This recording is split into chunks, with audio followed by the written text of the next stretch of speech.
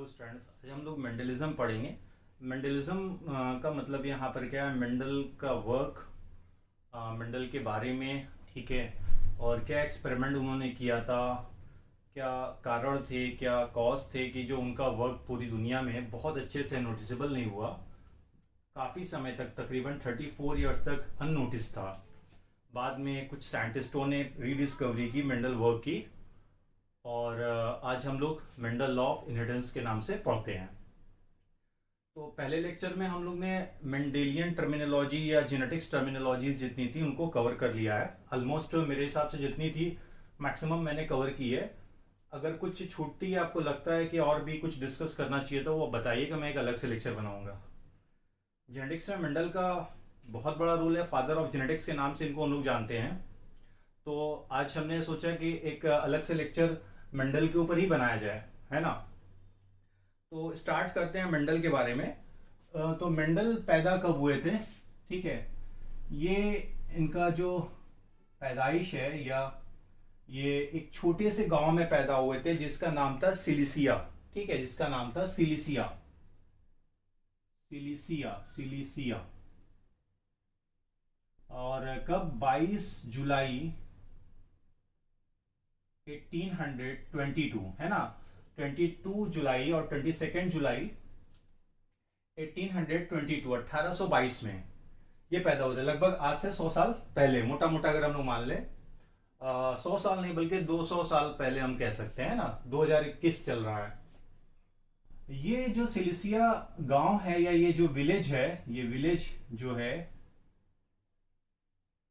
ये ब्रून शहर, ठीक है, ब्रून शहर, ब्रून सिटी में आता था। ब्रून सिटी में आता था। और ये सिटी जो सिचुएटेड थी वो कंट्री है ऑस्ट्रिया। ठीक है। तो हम ऐसे बोल सकते हैं कि 22 जुलाई 1822 में मेंडल पैदा हुए थे। कहाँ? ऑस्ट्रिया कंट्री में। और शहर कौन सा है? ब्रून। विलेज कौन सा था? सिलिसिया। तो ये तो हो गए इनका छोटा सा कि कब पैदा हुए थे। डेथ कब हुई है? इनकी जो डेथ अगर देखा जाए तो डेथ 1884 में हुई है। 1884 में। तो ओवरऑल हम ऐसे लिख सकते हैं 1822 टू 1884। यही पूरा इनका कहानी है, इस यही इनका लाइफ स्पैन है। इनका लाइफ स्पैन है जिसमें इन्होंने इतना बड़ा काम किया जो उस समय के साइंटिस्टों को, लोगों को पल्ले नहीं पड़ रहा था, समझ में नहीं आ रहा था, है ना। और आज भी लोगों को समझ में नहीं आता है। बहुत सारे लोग ऐसे हैं जिनको मेंडल वर्क समझ में नहीं आता है, एक्सपेरिमेंट नहीं समझ में आता है, जो लॉ दिए उसमें कंफ्यूज हो जाते हैं। तो ये तो हो गई बात। अब इसके बाद हुआ क्या? अगर देखा 21 ईयर्स की एज में, ठीक है, 21 साल की एज में इन्होंने ज्वाइन किया मोनेस्ट्री को। ठीक है, मोनेस्ट्री आप समझते होंगे, चर्च हम कह सकते हैं। 21 साल की एज में ही ज्वाइन मोनेस्ट्री। मोनेस्ट्री कहां पे? ब्रून शहर में। ठीक है, ब्रून शहर में इन्होंने एक मोनेस्ट्री को ज्वाइन किया।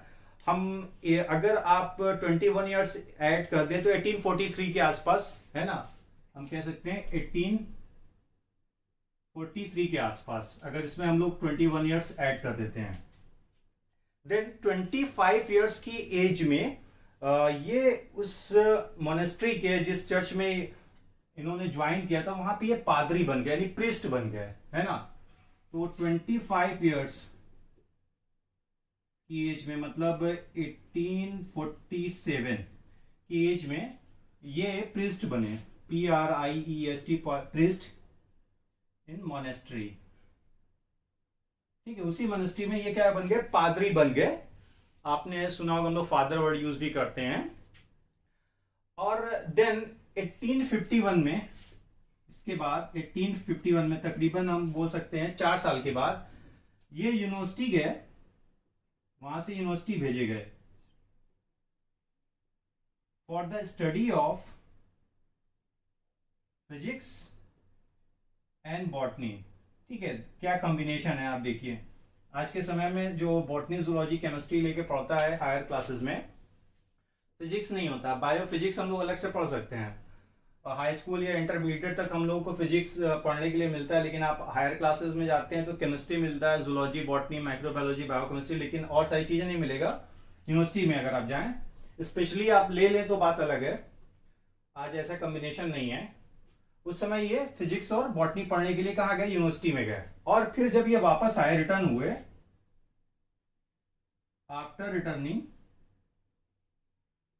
इन्होंने टीचिंग स्टार्ट कर दी। ठीक है, और क्या पढ़ाते थे, क्या टॉट करते थे, नेचुरल साइंस।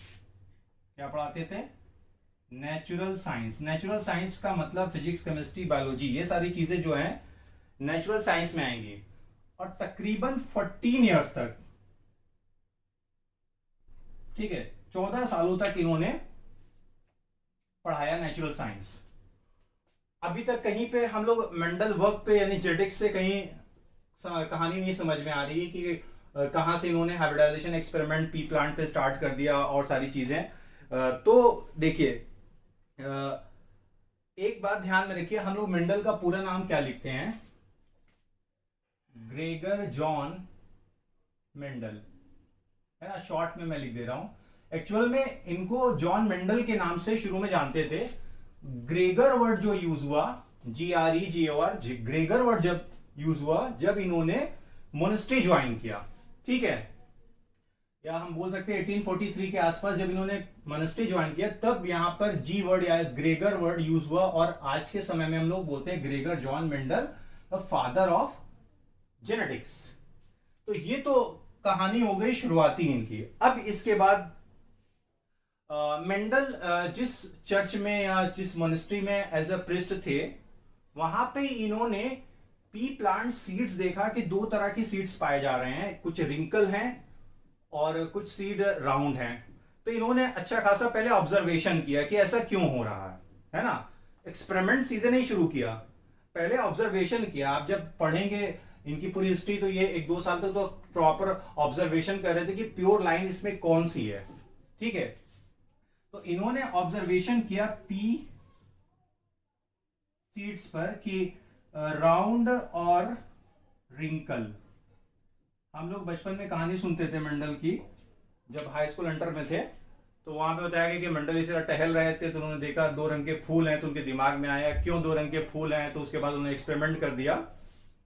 तो बहुत सारी बातें हैं, उसमें से एक बात ये भी है इंपॉर्टेंट कि इन्होंने पी सीड्स ऑब्जर्व किया कि राउंड और रिंकल है, तो इनके दिमाग में आया कि ऐसा क्यों है। अब आगे आते हैं।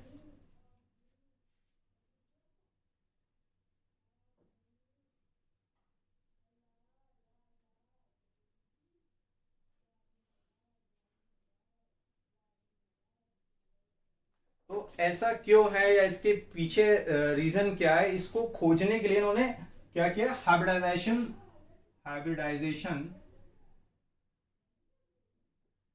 एक्सपेरिमेंट स्टार्ट किया। ठीक है, किस पे, गार्डन पी प्लांट पे, गार्डन पी प्लांट पर। ठीक है, इसकी पी प्लांट की वैरायटीज पे, डिफरेंट वैरायटीज। अब वैरायटीज का मतलब जो कैरेक्टर्स वो ले रहे थे, ठीक है। टोटल 14 ट्रेड्स थे जो इन्होंने लिए थे, और सभी एक दूसरे के कंट्रास्टिंग थे, या हम लोग लिख सकते हैं 7 कैरेक्टर्स लिए थे। ठीक है, ये 7 कैरेक्टर्स अगर आप लिखना चाहें या सुनना चाहें तो सुन लें। फ्लावर कलर, जो पी प्लांट में फ्लावर कलर पाए जाते हैं उसके बारे में, पॉट शेप, सीड शेप, और seed colour, then pot colour. Pot colour कितना हुआ, 1 2 3 4 5। फ्लावर पोजीशन और हाइट, है ना, स्टेम हाइट या प्लांट की जो हाइट थी। तो 1 2 3 4 5 6 7, तो ये 7 कैरेक्टर्स लिए और इसके अल्टरनेटिव 14 ट्रेड्स लिए, 7 पेयर ऑफ ट्रेड्स लिए। जैसे फ्लावर कलर क्या था भाई, वायलेट या वाइट, कहीं कहीं रेड एंड व्हाइट भी मिलेगा, है ना। उसी तरह से पॉट शेप लिया कि इन्फ्लेटेड है या कॉन्स्ट्रिक्टेड है, इन्फ्लेटेड और कॉन्स्ट्रिक्टेड, कॉन्स्ट्रिक्टेड। इसी तरह से सीड शेप देखा, राउंड है या येलो, सॉरी राउंड और रिंकल होगा ना, राउंड और रिंकल, ठीक है। शेप, सीड कलर येलो और ग्रीन। मैं डोमिनेंट और रिसेसिव के टर्म में लिख रहा हूं, इधर डोमिनेंट ट्रेड लिख दे रहा हूं, इधर रिसेसिव ट्रेड, ठीक है। इसी तरह से पॉट कलर ग्रीन, यहां पे ग्रीन है डोमिनेंट और येलो। फ्लावर पोजीशन एक्सियल पे थी या टर्मिनल। स्टेम हाइट टॉल है या बोना ड्रॉप। इसको अलग से हम लोग पढ़ेंगे आगे। इसके डोमिनेंट के लिए कौन से एलील्स दिखाएंगे और रिसेसिव के लिए कौन से एलील्स दिखाएंगे, और इस कैरेक्टर्स के लिए या ट्रेड्स के लिए जीन किस क्रोमोसोम पर प्रेजेंट होते हैं पी प्लांट में, वो भी हम लोग देखेंगे। गार्डन पी प्लांट को हम लोग किस नाम से जानते हैं, पाइसम सटाइवम, ठीक है, पाइसम सटाइवम। और इसमें क्रोमोसोम नंबर होता है 2n=14, ठीक है, और 7 पेयर्स। तो इन्होंने जो ट्रेड्स लिए वो सभी डिस्टिंक्ट थे और प्योर थे, प्योर ब्रीडिंग। अगर प्योर ब्रीडिंग लाइंस आपको नहीं पता है तो आप मेरे पहले वाले लेक्चर में जाइएगा, थोड़ा सा लंबा लेक्चर 1 घंटे का है, लेकिन उसमें सारी चीजें जितनी भी टर्मिनोलॉजीज हैं मैंने ऑलमोस्ट कवर की हैं। तो पाइसम सटाइवम, जिसको छीमी या मटर के नाम से हम लोग हिंदी में बोलते हैं, इसकी डिफरेंट वेराइटीज ली और इस पे अपना क्रॉस कराना शुरू किया या हाइब्रिडाइजेशन एक्सपेरिमेंट किया। और ये हाइब्रिडाइजेशन एक्सपेरिमेंट इन्होंने तकरीबन 7 इयर्स तक किया, 7 साल तक किया, अच्छा खासा समय दे दिया भाई। ये एक्सपेरिमेंट चला 1856 से 1863 में, ठीक है। कब से कब तक चला, 1856 से 1863 तक। आपको जान के हैरानी होगी कि हम लोग जो पढ़ते हैं 14 वैरायटीज के बारे में पढ़ते हैं कि मेंडल ने 7 पेयर ऑफ वैरायटीज या ट्रेड्स पर वर्क किया, लेकिन ऐसा नहीं है। शुरुआत में इन्होंने वैरायटीज ज्यादा ली थी, तकरीबन जो इनिशियल इन्होंने लिया था, इनिशियली 32 वैरायटीज ली थी, या आप ट्रेड्स कह सकते हैं, ठीक है। देन उसमें बहुत अच्छा इनको रिजल्ट नहीं मिला, तो फिर इन्होंने क्या किया, उसको और ज्यादा कम किया। तो इनिशियली इन्होंने 32 नहीं होगा, 34 है, ठीक है। फिर इन्होंने कम किया 22 वैरायटीज की, और देन 14 वैरायटीज, ठीक है। या हम लोग बोल सकते हैं 7 पेयर्स ऑफ ट्रेड्स लिए इन्होंने। तो ये शुरुआती 34 था, फिर इन्होंने 22 किया, फिर लास्ट में 14। देखिए मेंडल ने जो वर्क किया, ऐसा नहीं उसके पहले वर्क नहीं चल रहा था या उस समय वर्क नहीं चल रहा था, और मेंडल ही सक्सेसफुल हुए। हम लोग पढ़ते हैं मेंडल सक्सेसफुल नहीं हुए, कुछ लोग बता देते हैं, ऐसा कुछ नहीं है। उनके वर्क को नोटिस नहीं किया गया। अगर कोई इंसान कोई एक्सपेरिमेंट करता है, कोई चीज बनाता है, और वो उस समय से आगे की बात है और लोगों को, उस समय के लोगों को बता रहा है, तो उनको हो सकता है वो चीज समझ में ना आए। आज से 30 साल पहले अगर हम लोग बात करें कि हम लोग मोबाइल लगा के या कैमरा लगा के इस तरह से लाइव क्लासेस करेंगे यूट्यूब पे या किसी और वीडियो शेयरिंग प्लेटफॉर्म पे, तो शायद अजीब सी बात लगती है, लेकिन आज के समय में ये पॉसिबल है और आने वाले समय में और ज्यादा इंप्रूवमेंट होगा। तो मेंडल ऐसा नहीं था कि सक्सेस नहीं होते, बिल्कुल सक्सेस हुए थे, लेकिन उनकी बात को नोटिस नहीं किया गया था। उसका अपना अलग वजह है, हम लोग पढ़ेंगे कि क्या वजह थी जिस वजह से इनके वर्क को नोटिस नहीं किया गया था। तो खैर ये तो इतनी बात हो गई, अब आगे आते हैं।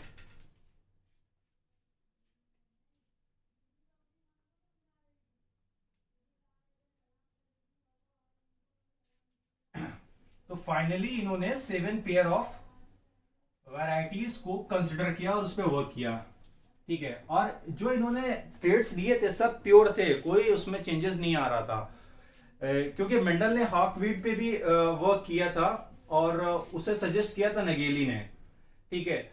और उस पर बहुत अच्छा इनको रिजल्ट नहीं मिला, उस पर फेल हो गए थे। क्यों? क्योंकि वहां पर हॉकवीट के अंदर प्योर ब्रीडिंग लाइंस नहीं थी, कुछ ना कुछ लिंकेज या आप कह सकते हैं क्रॉसिंग ओवर और बहुत सारी चीजें वहां पे मिल रही थी, जिसकी वजह से डिस्टर्बेंस हुआ। इन्होंने वो वैरायटीज ली जहां पे इनकम्प्लीट डोमिनेंस या कोडोमिनेंस या genetic inheritance, sorry genetic interactions, ये सारी चीजें नहीं दिखती हैं। इस तरह के कैरेक्टर्स को इन्होंने चूज किया, कोई बदलाव नहीं हो रहा है, इसलिए ये पूरी तरह से हम कह सकते हैं सक्सेसफुल हुए।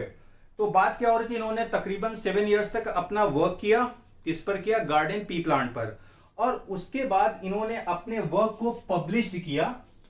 ठीक है, इन्होंने पब्लिश्ड किया। उस समय वहां पर ब्रून में एक पब्लिकेशन चलता था जिसको हम लोग बोलते थे, बोलते हैं भी, क्योंकि पढ़ रहे हैं तो हैं हम कहेंगे, उसका नाम था proceeding of Brunn natural science society. ठीक है, proceeding of Brunn natural science society, proceeding proceeding of Brunn natural science, SCINC science society. ठीक है, इसमें इन्होंने अपने वर्क को पब्लिश किया। ईयर जो था पब्लिकेशन का वो 1866 के आसपास था, 1865 या 1866। ठीक है, एक्सपेरिमेंट कब तक किया था, 1863 तक। उसके बाद अपने जो वर्क इन्होंने किया था उसको उन्होंने पब्लिश किया इस पब्लिकेशन में, जो ब्रून से पब्लिश होता था, जिसका नाम था proceeding of Brunn natural science society, 1866 में। और जो टाइटल दिया था इन्होंने, किस नाम से दिया था, उसका था एक्सपेरिमेंट ऑन प्लांट हाइब्रिडाइजेशन। ठीक है, इस नाम से इन्होंने पब्लिश किया था इस पब्लिकेशन के अंदर और इस ईयर में। लेकिन मजे की बात यह है कि लोगों को कुछ समझ में नहीं आया, जो इन्होंने बताया, जो कुछ कहा, लोगों के पल्ले नहीं पड़ा। और फिर मेंडल 1884 में डाइट कर गए, डेथ हो गई इनकी, है ना, दुनिया से चले गए। तो ये इनका बहुत बड़ा अनफॉर्चुनेट कहिए या दुर्भाग्य था कि जिंदा रहते हुए चिल्लाते रहे कि ये चीजें हैं, इनको समझिए, ये मैंने बताया है, ये जनरलाइजेशन है, लोगों को समझ भी नहीं आया, या हम कह सकते हैं कि वो काफी आगे की बात बोल रहे थे, तो इसलिए समझ में नहीं आ रहा था। अब इसके बाद हुआ क्या, तकरीबन 34 इयर्स तक जो वर्क था मेंडल का वो अननोटिस था। अननोटिस वर्ड यूज कर रहा हूं, अनसक्सेसफुल नहीं है, है ना, अननोटिस था तकरीबन 34 इयर्स तक। और फिर आकर 1900 में, है ना, 1900 में, 19वीं सदी में के शुरुआत में 3 डिफरेंट साइंटिस्ट, 3 अलग अलग साइंटिस्ट थे, या हम बायोलॉजिस्ट कह सकते हैं,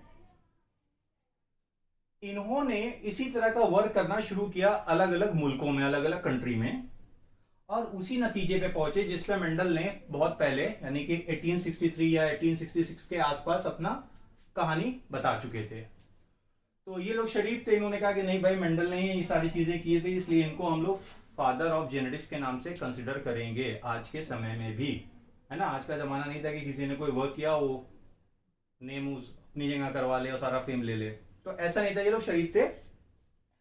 तो रीडिस्कवरी एक तरह से हुई कि तकरीबन 1900 में 3 डिफरेंट साइंटिस्ट थे। ये 3 साइंटिस्ट थे, कौन कौन से, एक तो पहला है ह्यूगो डीवरीज, इनके बारे में हम लोग पढ़ेंगे म्यूटेशन में भी। इसके अलावा सेकंड थे कार्ल कॉरेंस, ठीक है, और थर्ड नंबर पे हमारे आ जाएंगे ईवी टेशरमार्क। ये 3 अलग अलग साइंटिस्ट थे जिन्होंने अलग अलग वर्क किया जेनेटिक्स पे और उसी नतीजे पे पहुंचे जिसपे मेंडल काफी पहले जनरलाइजेशन दे चुके थे।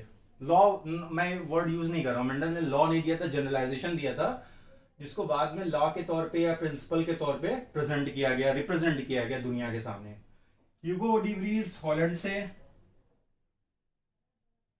कॉल कॉरेंस जर्मनी, और टेशरमार्क शायद ऑस्ट्रिया, वही मुल्क, वही कंट्री जहां से मेंडल बिलोंग करते थे। कॉल कॉरेंस ने क्या किया, जो मेंडल के टू जनरलाइजेशन थे, जनरलाइजेशन उसको रेज किया, रेज्ड एज लॉ और प्रिंसिपल। ठीक है, प्रिंसिपल ऑफ हेरिडिटी या प्रिंसिपल ऑफ इनहेरिटेंस हम लोग यूज करते हैं वर्ड। ये दो लॉ कौन कौन से हैं, एक तो लॉ ऑफ सेग्रीगेशन, ठीक है, एंड द सेकेंड है लॉ ऑफ इंडिपेंडेंट असॉर्टमेंट। ठीक है, लॉ ऑफ डोमिनेंस नहीं, लॉ ऑफ डोमिनेंस के एक्सेप्शन है जिसकी वजह से उसको यूनिवर्सली एक्सेप्ट नहीं किया जाता है। ह्यूगो डिवरीज को मेंडल का वो पेपर भी मिल गया जिसपे उन्होंने सारा कच्चा चिट्ठा लिखा हुआ था, सारी कहानी की हुई थी, और उसको उन्होंने पब्लिश कराया, है ना। इन्होंने मेंडल पेपर को पब्लिश्ड कराया इन फ्लोरा।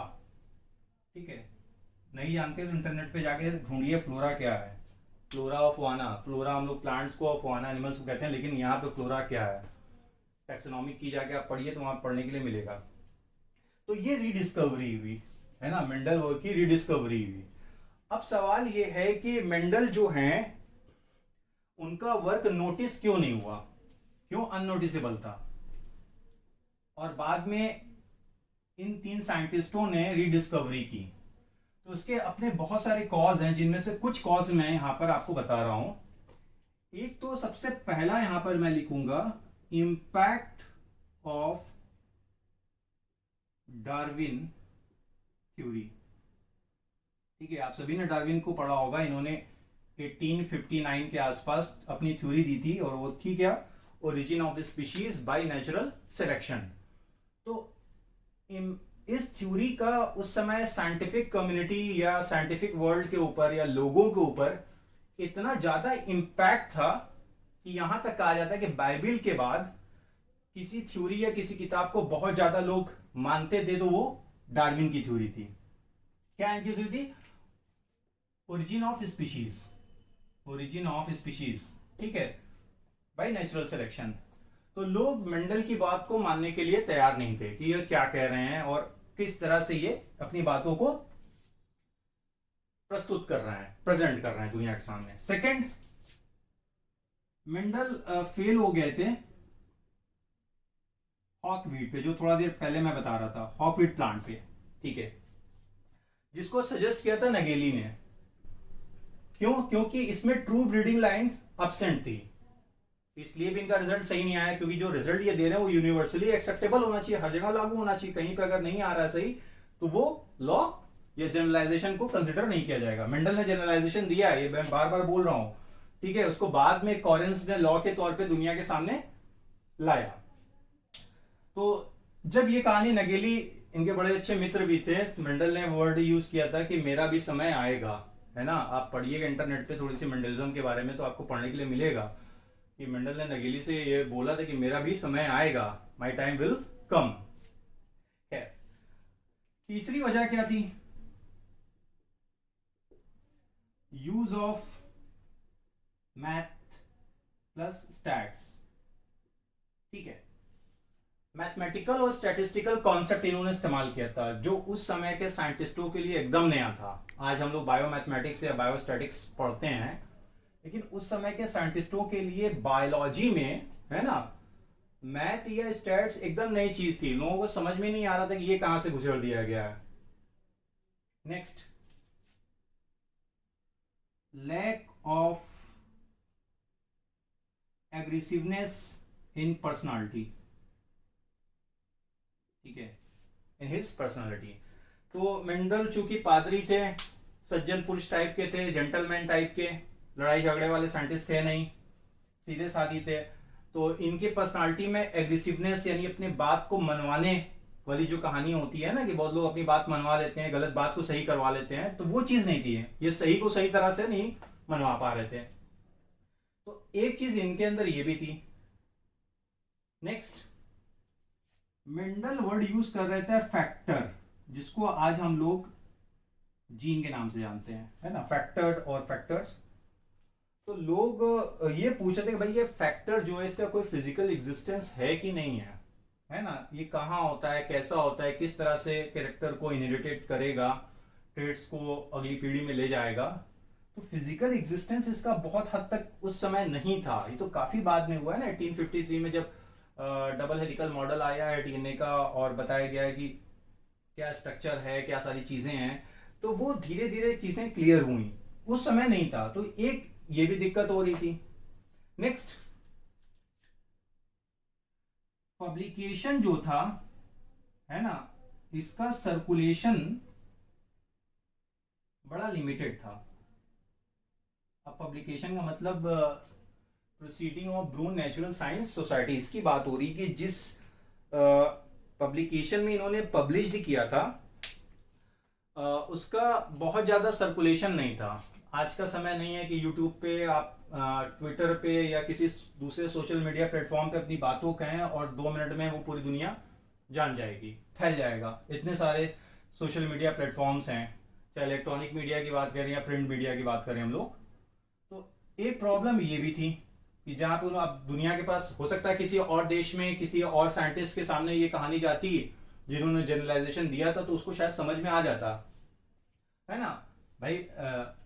34 ईयर्स के बाद इन 1900 में ये कहानी फिर से दोहराई गई और वो शरीफ साइंटिस्ट थे जिन्होंने कहा कि नहीं भाई, मेंडल ने ही ये सारी कहानी पहले की है, ये सारे एक्सपेरिमेंट हाइब्रिडाइजेशन के पहले किए हुए हैं। तो ये प्रॉब्लम भी थी कि सर्कुलेशन जो था उसका बड़ा लिमिटेड था। ठीक है, तो एक तो इम्पैक्ट हो गया डार्विन थ्योरी, ये फेल हो गया था हॉकविट पे अपने एक्सपेरिमेंट पे। मैथ और स्टैट्स का इन्होंने यूज किया था। Lack of aggressiveness in his personality, factors को ये सही से बता नहीं पाए कि व्हाट इज द फैक्टर्स का फिजिकल एग्जिस्टेंस क्या है, कहाँ पर पाया जाता है, जिसको आज हम लोग जीन के नाम से जानते हैं, जो कि फंक्शनल पार्ट है डीएनए का। जिसमें इन्होंने पब्लिश किया था उसका सर्कुलेशन जो था वो बहुत लिमिटेड था। तो ये कुछ वजह थी, कुछ वजह मैं सारी नहीं यहाँ पे डिस्कस कर रहा हूँ, कुछ वजह बता रहा हूँ जिसके वजह से ये अननोटिस हुआ, नहीं समझ में आया लोगों को। अब आगे आते हैं कि फिर से जो रिडिस्कवरी उन्होंने देख लिया कि 3 अलग अलग साइंटिस्ट थे जिन्होंने रिडिस्कवरी की थी मेंडल वर्क की।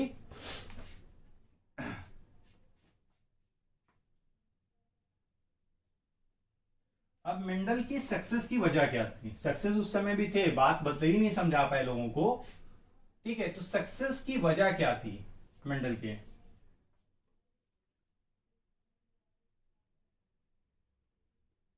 तो पहली इंपॉर्टेंट पॉइंट ध्यान से समझिए कि इन्होंने जो वैरायटीज ली थी वो सभी क्या थी? प्योर ब्रीडिंग वैरायटीज थी या ट्रू ब्रीडिंग वैरायटीज थी। उसमें किसी भी तरह का कोई ब्लेंडिंग या कोई चेंजेस या कोई वेरिएशन आपको नहीं दिख रहा था। तो पहला ये है कि इन्होंने जो वैरायटीज ली वो क्या थी? प्योर ब्रीडिंग वैरायटीज थी। ठीक है, नेक्स्ट, मेंडल एक समय पर एक या दो कैरेक्टर को कंसिडर कर रहे थे और उसी समय के साइंटिस्ट जो थे या उसके पहले के जो साइंटिस्ट थे वो एक ही समय पे सारे कैरेक्टर को कंसिडर करते थे।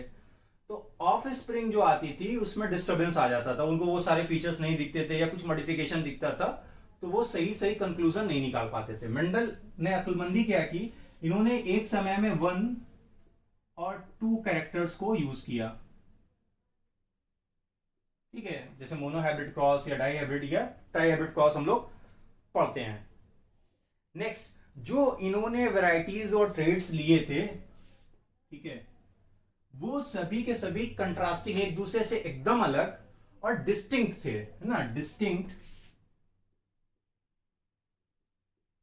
एंड कंट्रास्टिंग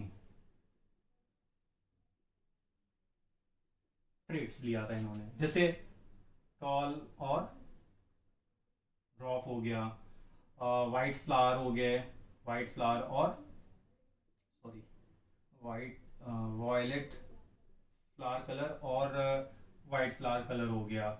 इसी तरह से सीड शेप हो गया, सीड कलर हो गया। नेक्स्ट, जो उस समय लोगों के लिए डिसएडवांटेज था वही आगे चलकर मेंडल के लिए एडवांटेज हुआ, यानी कि स्टैट्स और मैथ का यूज। ठीक है, मैथमेटिकल कॉन्सेप्ट और स्टैटिस्टिकल कॉन्सेप्ट का इन्होंने यूज किया। नेक्स्ट, इन्होंने जो भी एक्सपेरिमेंट किए उसकी स्टडी कई जनरेशन तक, तकरीबन 3 या 4 जनरेशन तक, ठीक है, 3 और मोर जनरेशन तक ये स्टडी करते थे। ये बड़ा इंपॉर्टेंट है। ऐसा नहीं कि F1 प्रोजेनी आई वहीं पे कहानी पूरी हो गई, ये F2 F3 F4 तक चले जाते थे। और जो भी ये एक्सपेरिमेंट कर रहे थे, जो भी वर्क कर रहे थे, उसका रिकॉर्ड को केप्ट करते थे, केप्ट द रिकॉर्ड। जो भी इनका एक्सपेरिमेंट, हाइब्रिडाइजेशन एक्सपेरिमेंट ये कर रहे थे, उसका कंप्लीट रिकॉर्ड को रखते थे अपने पास, ठीक है, ताकि आसानी हो। नेक्स्ट, इन्होंने यहां पे यूज किया पी प्लांट को, ठीक है। भाई पी प्लांट को क्यों यूज किया, इसके अपने अलग रीजन है, आप अलग से भी मैं बता दूंगा पी प्लांट को चूज करने की वजह क्या है, क्यों इन्होंने इसको सेलेक्ट किया था, और इसका फायदा क्या है, इसके अपने रीजंस क्या हैं। साथ ही साथ एक और वर्ड यूज कर लेते हैं, रेसिप्रोकल क्रॉस। रेसिप्रोकल क्रॉस, हालांकि मैंने अभी क्रॉस आप लोग को बताया नहीं कितने तरह का होता है, तो इन्होंने रेसिप्रोकल क्रॉस भी कराया। अब रेसिप्रोकल क्रॉस क्या है, आप किसी एक कैरेक्टर को सपोज मेल में देखते हैं और उसके अपोजिट कैरेक्टर को फीमेल में देखते हैं और फिर क्रॉस कराते हैं। नेक्स्ट जनरेशन में या आप उसी फिर से आप क्या करते हैं कि वाइस वर्सा कर देते हैं, है ना। मान लेते हैं ये टॉल मेल है, ड्रॉप फीमेल है, आपने क्रॉस कराया, आप फिर नेक्स्ट क्रॉस में क्या करेंगे, ये टॉल क्या हो जाएगा फीमेल, और ड्रॉप के लिए यहां पर मेल हो जाएगा, यानी कि मेल ड्रॉप हो जाएगा और फीमेल टॉल हो जाएगी। तो इस तरह के क्रॉस को रेसिप्रोकल क्रॉस कहते हैं। यहाँ पे आप सेक्स का भी इफेक्ट देखते हैं कि ऐसा तो नहीं है सेक्स क्रोमोसोम का किसी पर्टिकुलर ट्रेट पे या किसी पर्टिकुलर कैरेक्टर पे कोई इफेक्ट आ रहा है, तो इस तरह के क्रॉस को रेसिप्रोकल क्रॉस हम कहते हैं। तो इन्होंने रेसिप्रोकल क्रॉस भी प्रॉपर करवाया। तो ये कुछ इंपॉर्टेंट होगा कि प्योर ब्रीडिंग वैरायटीज ली इन्होंने, एक या दो कैरेक्टर को एक समय में कंसिडर किया, पूरे कैरेक्टर को कंसिडर नहीं किया। जो भी इन्होंने ट्रेड्स लिए वो सभी क्या थे, डिस्टिंक्ट थे, ठीक है, ये सभी डिस्टिंक्ट और एक दूसरे से एकदम कंट्रास्टिंग, एकदम अलग अलग। मैथ का और स्टैट्स का इन्होंने इस्तेमाल किया। जो भी वर्क कर रहे थे उसको कई जनरेशन तक स्टडी किया। जो भी हाइब्रिडाइजेशन एक्सपेरिमेंट कर रहे थे उसका पूरा रिकॉर्ड सही से रखते थे। पी प्लांट का यूज किया, ये एक बहुत बड़ा एडवांटेज था पी प्लांट को लेने का। साथ ही साथ ये रेसिप्रोकल क्रॉस भी लगातार करा रहे थे। अब आते हैं कि हम पी प्लांट को क्यों मानते हैं कि मेंडल के सक्सेस की बहुत बड़ी वजह थी। तो देखिए सारे रीजन में एक पी प्लांट का भी बड़ा इंपॉर्टेंट रीजन है। अब कई सारे रीजन में से कुछ रीजन हम देखते हैं, जैसे ये बाइसेक्सुअल फ्लावर देता है, ठीक है, और ये फ्लावर क्या होते हैं, क्लोज्ड हो सकते हैं, नहीं क्लिस्टोगैमस कंडीशन हो सकती है, तो सेल्फ फर्टिलाइजेशन के चांसेस बहुत ज्यादा हैं। नेक्स्ट, लाइफ स्पैन सभी जानते हैं कि शॉर्ट होती है, तकरीबन 3 मंथ्स में रिजल्ट आ जाएगा।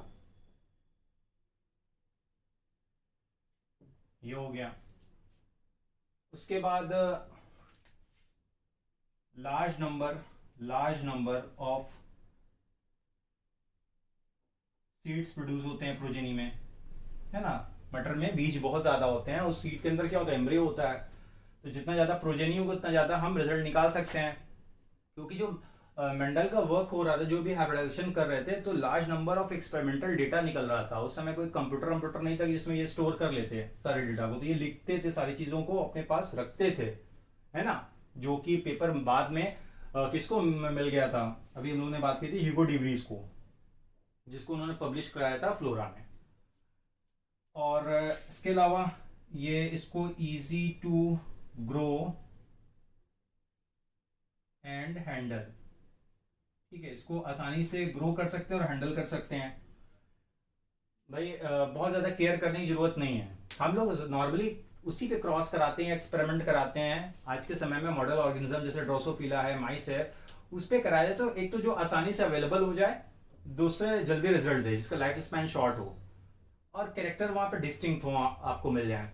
अब उस पर क्रॉस नहीं कराएंगे जो 20 साल में ही रिजल्ट दे, पता चला हम ही चल बसे, रिजल्ट कहाँ से आएगा, है ना। तो इन्होंने क्या देखा, यहाँ पे 3 मंथ्स के अंदर रिजल्ट आ जा रहा है, नई प्रोजेनी आ जा रही है, ठीक। तो 7 ईयर्स तक किया है, ऐसा नहीं है कि 7 दिन में सारी कहानी हुई है, 7 ईयर्स तक अपनी सारी एक्सपेरिमेंट्स किए हैं। तो easy to grow and handle bisexual flower पाए जा रहे हैं और ये क्लोज्ड होते हैं, जिसकी वजह से इनब्रीडिंग हो सकती है। साथ ही साथ control breeding experiment, controlled breeding, है ना। अब कंट्रोल ब्रीडिंग मतलब हाइब्रिडाइजेशन एक्सपेरिमेंट आप कंट्रोल मैनर में करा सकती है, मैस्कुलेशन, बैगिंग, ये सारी चीजें मेंडल उस समय करवाते थे। नेक्स्ट, नंबर ऑफ क्रोमोसोम यहां पर बहुत ज्यादा नहीं है, केवल 14 है या 7 पेयर्स, ठीक है। जो डिप्लॉयड नंबर ऑफ क्रोमोसोम है 14 है। और जो ग्रोथ करा सकते हैं आप, वो बहुत इजी वे में करा रहे हैं। साथ ही साथ जो F1 प्रोजेनी आती थी, प्रोजेनी वो क्या होती थी, फर्टाइल होती थी, ठीक है। तो ये कुछ रीजन है जिसकी वजह से मेंडल ने पी प्लांट को चूज किया था अपने एक्सपेरिमेंट के लिए। तो आज मेंडल के बारे में थोड़ा सा उन्होंने ज्ञान लिया, श्रद्धांजलि एक तरह से उनको दे दी। भाई बहुत बड़ा वर्क है, तो इतनी तो इज्जत बनती है ना मेंडल के लिए कि एक अलग से लेक्चर उनके लिए किया जाए। हम लोगों का ये जिम्मेदारी बनती है। जेनेटिक्स टफ है, बट अगर समझ में आएगा तो इससे इंटरेस्टिंग भी कुछ नहीं है। इसी तरह से मॉलिक्यूलर बायोलॉजी है कि अगर समझ में आए तो उससे इंटरेस्टिंग कुछ नहीं है। ये मेंडल्स के बारे में थोड़ा सा उन्होंने देख लिया, क्यों उनका वर्क नोटिस नहीं हुआ था, फिर कैसे रीडिस्कवरी हुई, कौन कौन से साइंटिस्ट वहाँ पर हैं, और उस समय के जो साइंटिस्ट पे वर्क करते थे वो क्यों फेल हो जाते थे, और उस समय के साइंटिस्ट जो थे उनको मेंडल की बात समझ में क्यों नहीं आई थी। ये सारी चीज़ें उन्होंने देखी। तो आज के लिए फिलहाल इतना ही रहेगा। नेक्स्ट लेक्चर में हम लोग इसके आगे कुछ और पढ़ेंगे, ठीक है। जैसे अभी बहुत सारे टॉपिक है, क्रॉस पढ़ना है हम लोग को, मेंडल्स के जो जनरलाइजेशन है उनको पढ़ना है, यानी कि लॉ, ठीक है। मेंडल ने तो जनरलाइजेशन दिया था, उसको हम लोग लॉ के तौर पे आज कंसिडर करते हैं। तो मिलते हैं नेक्स्ट लेक्चर में, तब तक के लिए आप लोगों का शुक्रिया।